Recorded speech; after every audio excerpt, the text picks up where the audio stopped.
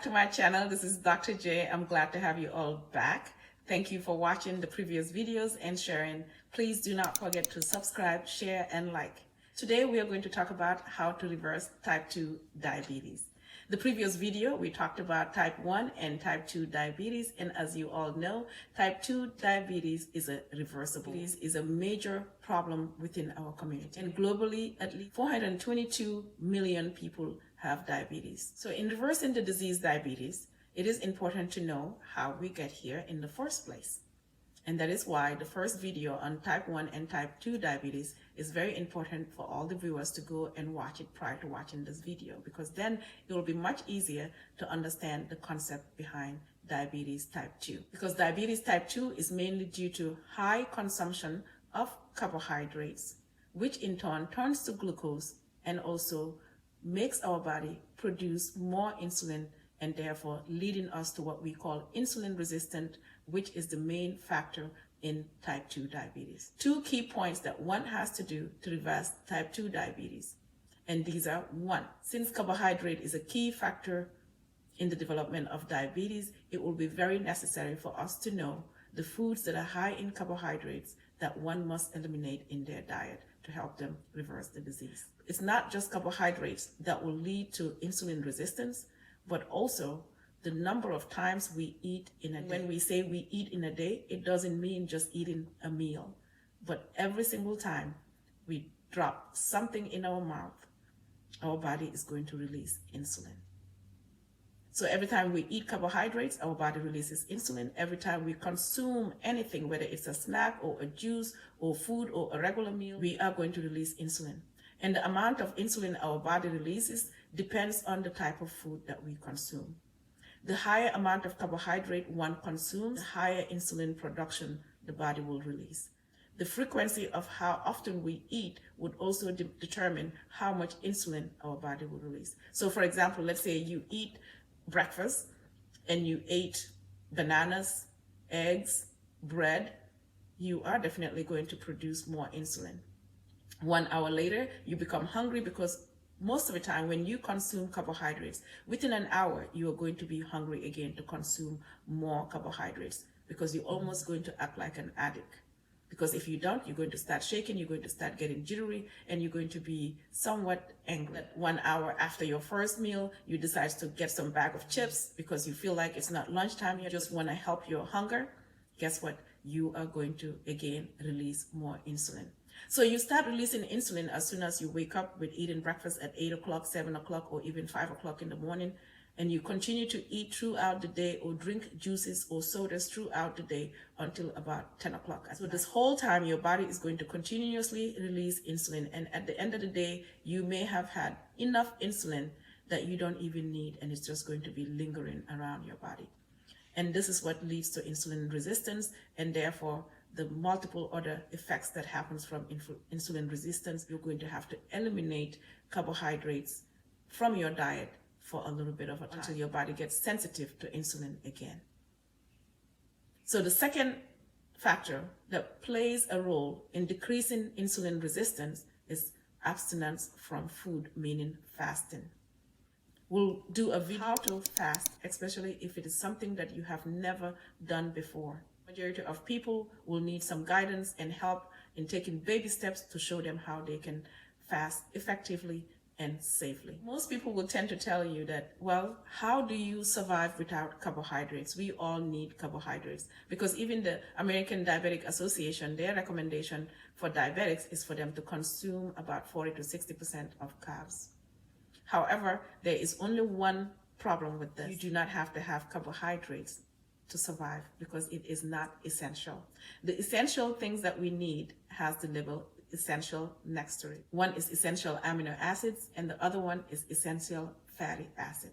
There is nothing like essential carbohydrates. So our body can produce glucose through gluconeogenesis. Therefore, carbohydrates are not essential meals that we have to have every day. And on top of survive off of ketones for energy that is obtained from breakdown of fat. You consume carbohydrates, the more you are going to end up being insulin resistant. Yes, we give medications, but are these medications going to be effective in reversing the disease? Absolutely not. What the medications do is to stabilize your blood glucose level, but not reverse the disease. For example, let's say you have a little child that has fever. You give them Tylenol and the fever goes away. The next day they still have fever. You continue to give them Tylenol and not take them to a doctor to find out what is the cause of the fever. Is that child ever going to be cured? Or would that fever ever going to go away? Absolutely not, especially if that fever is due to an infection like a urinary tract infection or an ear infection. What do?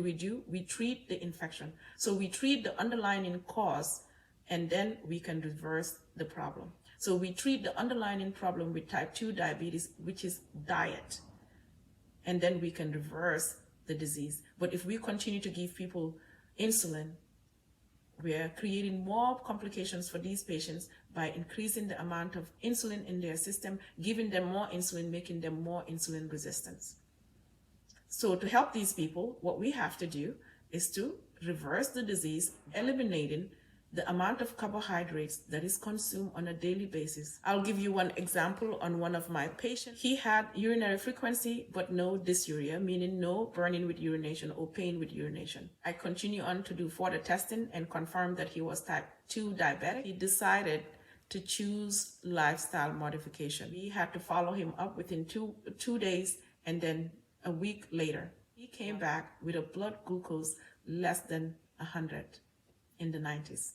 Within 2 weeks. And when we first tested him, his blood glucose was about 400, which was very critical at the time. But I had to discuss with him and tell him all the risk factors and what he had to do in case he had to go to the emergency room.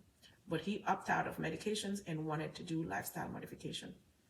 And it has been about a month now, and since then, his blood glucose is still less than 100. So this is doable. Most people will tell you it's very difficult, but if you have to live with diabetes for the rest of your life and be told when to eat, what to eat, how much medications you're going to have to consume a day, and it's never going to get better, the longer you are diabetic, the more you're going to continue to take more and more medications because we are not addressing the main problem. Yes, it may be difficult in the beginning, but eventually you will get used to it and you'll be able to reverse your disease and you'll be able to maintain it, especially when you are given the key factors that you need to maintain a health. How do we reverse the disease without knowing exactly what foods to eat? Because that's the main problem. Most people want to be compliant. Most people want to stick to a diet plan. But the problem that they have is not knowing which foods are going to increase their blood sugar level, which foods they would have to eliminate to help them reverse the disease. Eliminate carbohydrates from our diet, starchy carbohydrates that have high glycemic indexes. What do we mean by high glycemic index? That foods that you would eat that will increase your blood glucose level real fast, and at the same time, they would also increase your insulin production. So what are these foods?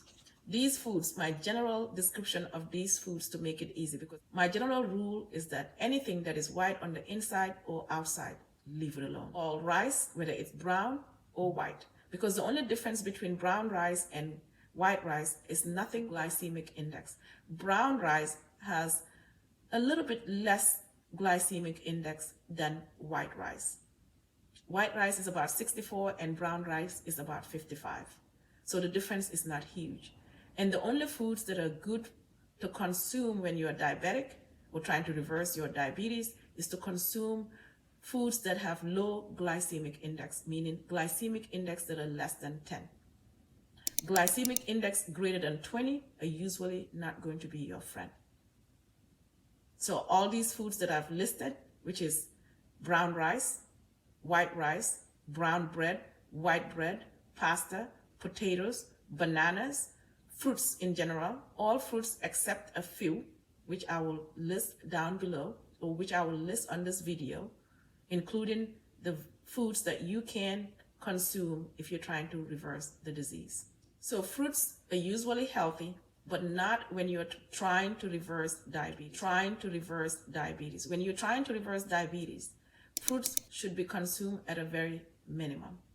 And these fruits should contain berries or avocados. You are trying to reverse diabetes or reverse pre-diabetes, which I don't even think there is something called pre-diabetes. It's either you're diabetic or non-diabetic, because once you are pre-diabetic, the amount of insulin resistance in your system is probably high enough to cause you other problems, not just hyperglycemia. For those of you who think that fruits are healthy and okay when you're diabetic, okay to consume 24/7, yes. So one apple has about this much sugar in it. This much sugar in it. One apple has this much sugar. One banana has approximately about this much sugar. One large banana would have about this much sugar, because we said a medium-sized banana has about 14 grams of sugar. Then a large banana would have about this much sugar. One large banana is a quarter cup of sugar. One large apple is a quarter cup of sugar. One large orange is about a quarter cup of sugar. So imagine you eat about 3 of these for a snack, excluding the amount of bread, pasta, potatoes that you ate. What is going to happen over time? You're going to develop what we call hyperglycemia and insulin resistance. A simple analogy: if you want to reverse your diabetes, one thing that you can do is quit adding sugar. Use all the sugar that you have in your system. Make your cells to be sensitive to insulin, and therefore you are not going to have to produce more insulin to keep up with the amount of sugar that you have in your system. And it's doable. We've provided you all the information that you would need to do a healthy grocery shopping. And on the next video to come, we will give you substitute and how you can enjoy your meals and not feel like you're being punished. Thank you for watching. Please do not forget to subscribe, like, and share. In the upcoming video, hopefully I'll be able to have the time to do that. My plan is to at least give you few recipes and examples that you can use to have a healthy, enjoyable meals and not feel like you're being punished. Now we can talk about the foods that you can consume, the foods that you love to consume, so you can reverse this disease, diabetes. These foods are going to be the foods that are going to have a low glycemic index, and foods that will also still give you the fiber that you need to help you with your cholesterol, but to help you with a healthy bowel habit, meaning going to the bathroom. These will be all your green veggies. The only good veggie that's part of this list and is not green is cauliflower. You can have all the asparagus, all the lettuce, all the kale, all the spinach, all the zucchinis, all the asparagus, all the Brussels sprouts. You name it, as long as it's green, the darker, the better. No potatoes to reverse diabetes. You should not consume absolutely 0 potatoes. Eliminate carrots. The lighter the veggie, the sweeter it's going to be, the more carbohydrates it's going to have. So if you're trying to reverse your diabetes, these are things that you must eliminate, at least for now, until they become insulin sensitive. Then we can give you different veggies and fruits that you can consume and in moderation to maintain a healthy lifestyle. So we're not saying you're going to eliminate all these foods for the rest of your life.